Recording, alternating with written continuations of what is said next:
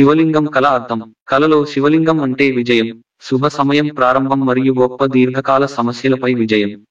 మొదట్లో మీరు కష్టపడాలి, కానీ చివరికి మీరు అద్భుతమైన విజయాన్ని పొందుతారు. శివ పార్వతి మరియు శివలింగం. శివుడు మరియు పార్వతీదేవి కలలు కనడం మీ జీవితంలో సంపద, ఆరోగ్యం మరియు శ్రేయస్సు, మంచి ఉద్యోగం, డబ్బు, ఆహారం, ఆహార ధాన్యాలు, శుభవార్త, ఆనందం మరియు జీవితంలో మంచి ప్రారంభానికి సంబంధించిన కొత్త అవకాశాలను సూచిస్తుంది. మీరు మా ఛానల్ని ఇంకా సబ్స్క్రైబ్ చేసుకోలేదా? అయితే దయచేసి వెంటనే కింద ఉన్న సబ్స్క్రైబ్ బటన్ క్లిక్ చేయండి. అలాగే పక్కనే ఉన్న గంట సింబల్ ని కూడా నొక్కండి. శివ త్రిశూలం. త్రిశూల్ కలలు కనడం వల్ల యుద్ధం, పోరాటం లేదా ఎలాంటి గొడవలకు సంబంధించిన మీ దీర్ఘకాల సమస్యలపై మీకు విజయం లభిస్తుంది. అన్ని సమస్యలు ప్రత్యక్షమైన అనారోగ్యానికి సంబంధించినవి లేదా తగాదాకు సంబంధించినవి లేదా కొన్ని ప్రతికూల శక్తులతో సూక్ష్మమైన తగాదాలకు సంబంధించినవి మొదలైనవి. అన్ని సమస్యలు ఖచ్చితంగా ముగుస్తాయి. అయితే మీరు వేచి ఉండాలి. కాబట్టి సానుకూలంగా ఉండండి మరియు ఓపికగా ఉండండి. మంచి సమయం ఖచ్చితంగా వస్తుంది. అలాంటి కల దైవానుగ్రహం.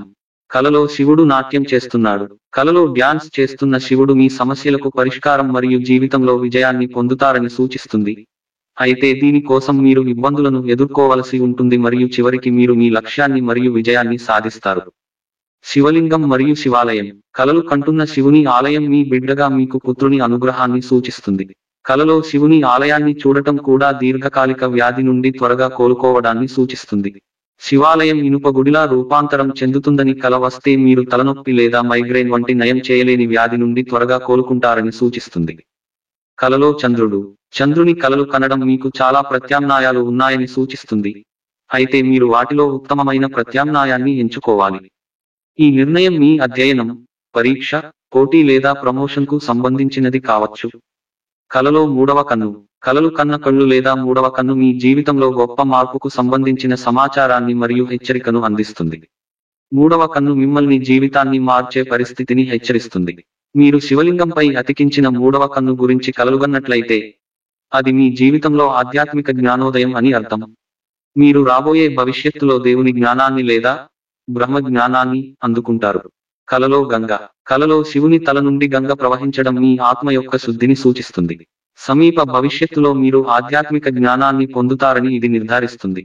ఇది రాబోయే కాలంలో పోరాటాన్ని కూడా సూచిస్తుంది, కానీ పోరాటం తర్వాత మీరు గొప్ప విజయాన్ని పొందుతారు. గంగ ఆధ్యాత్మికత మరియు ఆత్మ శుభ్రతకు సంకేతం.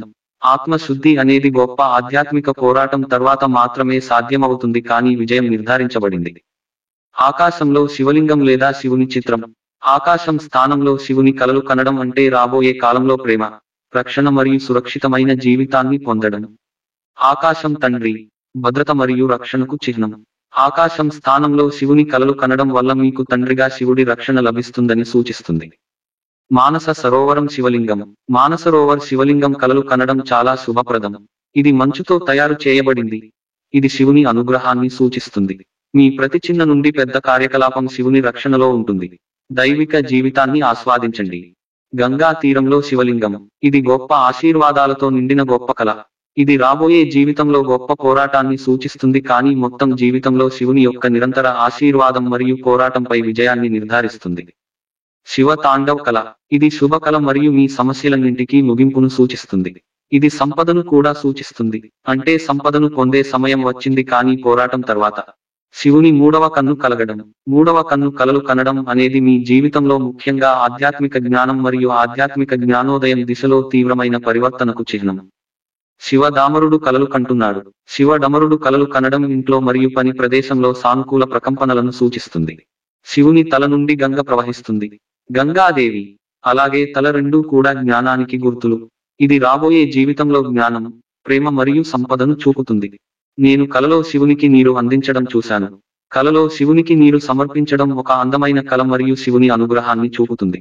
మీ ప్రస్తుత సమస్యలకు పరిష్కారం పొందడానికి శివలింగానికి నీటిని అందించడం ప్రారంభించేందుకు ఇది సూచన. శివుని శ్రేయస్సు, ఆనందం మరియు ఆశీర్వాదం పొందడానికి శివలింగానికి నీటిని అందించడం ప్రారంభించాలని కూడా కల సూచిస్తుంది. శివలింగం మీద మురికి నీరు పోయాలని కలలు కన్నారు. శివలింగంపై మురికి నీరు పోయడం చాలా ముఖ్యమైన కల. కలలు కనేవారి గత మరియు ప్రస్తుత జీవిత సంఘటనల ప్రకారం కల చాలా అర్థాలను కలిగి ఉంటుంది. మీరు కొన్ని తప్పుడు కార్యకలాపాలకు పాల్పడుతున్నారు. కాబట్టి మీ ప్రస్తుత కర్మను తనిఖీ చేయండి మరియు శివుని నుండి ఆశీర్వాదం పొందడానికి వాటిని సరిదిద్దండి. కల మీ గత జీవిత కర్మతో ముడిపడి ఉండవచ్చు. మీరు గత జన్మలో ఏదో తప్పు చేసి ఉండవచ్చు.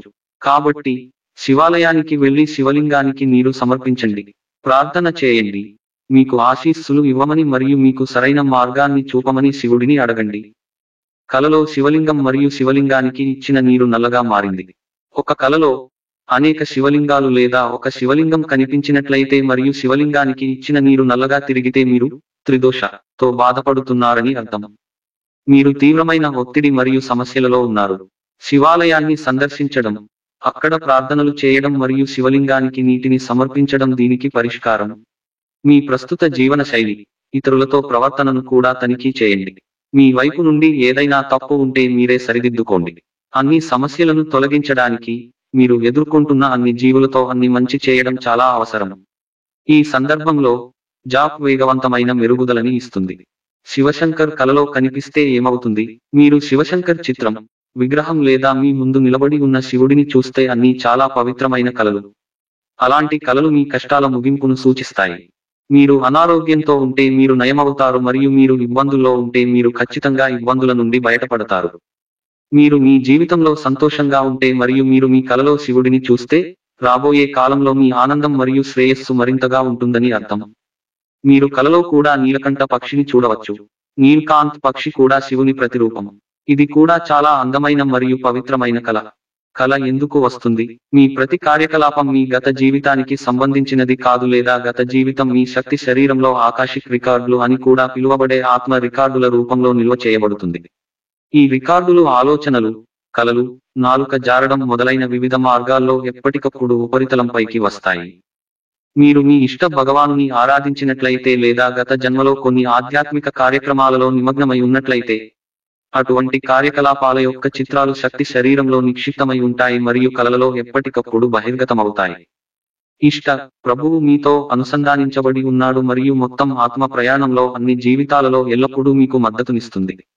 మంచి లేదా చెడు ప్రతిచర్య మీ ప్రస్తుత జీవితంతో ముడిపడి ఉండటమే కాకుండా అన్ని జీవితాలలో మీ ఆత్మతో ముడిపడి ఉంటుంది మరియు మీ కొనసాగుతున్న మంచి లేదా చెడు చర్యలతో నవీకరించబడుతుంది మరియు అవి మీ కర్మకు అనుగుణంగా మీకు ప్రతిఫలాన్ని లేదా శిక్షను నిరంతరం అందిస్తాయి.